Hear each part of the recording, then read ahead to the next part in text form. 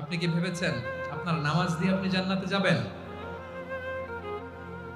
আপনি তাহাজ্জুদ গুজার, সেজদা দিতে দিতে কপালে দাগ ফেলেছেন, এটা আপনারা জান্নাতে নেবে না? আপনি এলাকার সবচেয়ে বড় হাতেম তাই দানশীল, এই দানের ভরসায় বসে আছেন কুশ্চিন কালো ভাব। আমাদের নামাজ, আমাদের রোজা, আমাদের ইবাদত এগুলোকে মিজানের পাল্লায় উঠালে কোনো ওজনই হবে না। তবে আমাদের একটা কৌশল জানা আছে, আমরা আল্লাহর রহমতের ভিখারি। আমরা সেদিন আগেই গুনার স্বীকৃতি দিয়ে দেব। আমরা বলবো, আল্লাহ তুমি প্রশ্ন করার আগে তোমার একটা কথা বলি, আমারে কিছু জিজ্ঞেস করো না, আমি সব করেছি।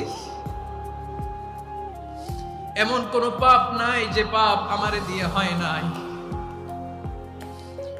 তোমার রহমত দিয়ে তুমি জান্নাতে পাঠাবা, তোমার দয়ায় জান্নাতে যেতে চাই, আমল দিয়ে না। পারবেন বলতে?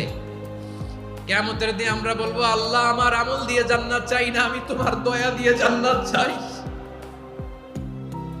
তোমার দয়া ছাড়া আমার কোনো উপায় নাই।